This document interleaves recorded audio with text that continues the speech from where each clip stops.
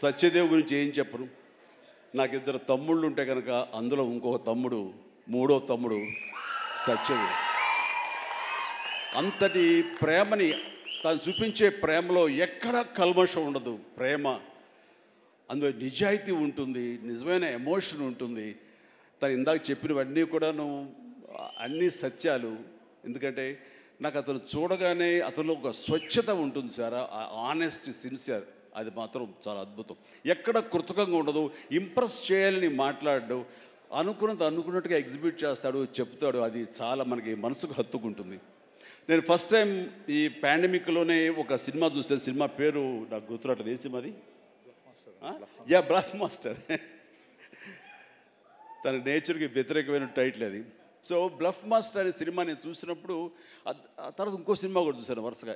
ఎవరి యాక్టర్ చాలా intensive performance చేస్తున్నాడు, టచ్ ఆఫ్ క్లాస్గా ఉంది. అండ్ మన తెలుగు మనిషిలాగా అనిపించలేదు. బహుశా అతనికి డబ్బింగ్ వాయిస్ ఇచ్చారు, ఎందుకంటే వాయిస్లో అంత రిచ్నెస్ ఉంది, అంత క్లారిటీ, అంత నీట్గా ఉందంటే మంచి డబ్బింగ్ ఆర్టిస్ట్ తోటి తనకి డబ్బింగ్ చెప్పించుంటారు.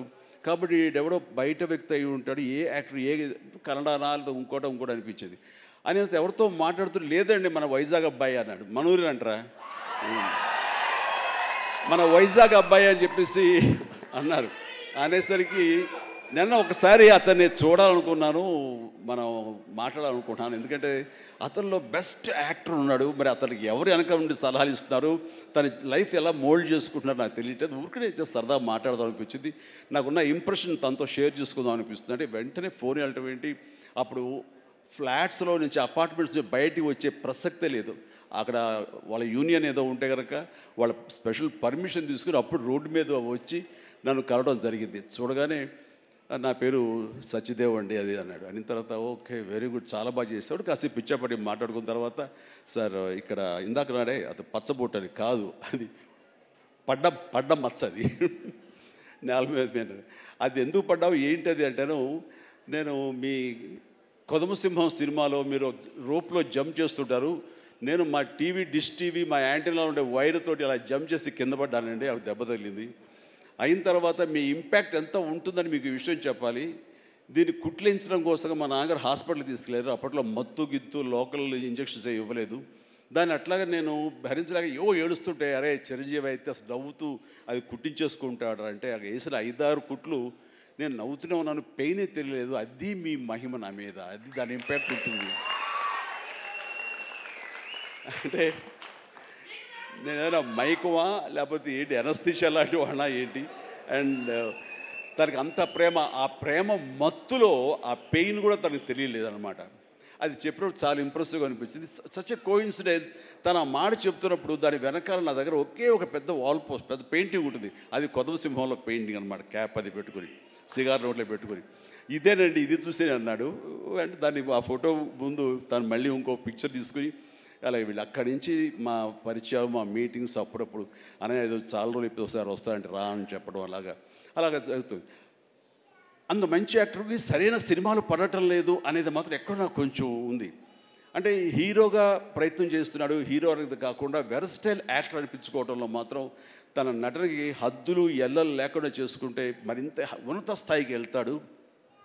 ఆ తర్వాత ఇతను ఏ స్థాయిలో ఉండాలి, ఏ పాత్రలో ఉండాలి, ఏ హీరోగా సెట్ అవ్వాలి ఏంటంటే ప్రేక్షకులు నిర్ణయిస్తారు. దాని ప్రకారం మనం ముందుకు వెళ్ళిపోవచ్చు అంటూ గాడ్ ఫాదర్లో ఎవరో నార్త్ హీరోస్నో లేకపోతే ఇంకో హీరోస్నో బయట లాంగ్వేజ్ హీరోస్నో తీసుకొస్తే మనకింత పొటెన్షియల్ ఉన్న ఒక ఆర్టిస్ట్ ఉన్నాడు, అతన్ని ఆ క్యారెక్టర్ పెట్టుకుందాం అని అంటే కొంచెం రెసిస్టెన్స్ వచ్చింది.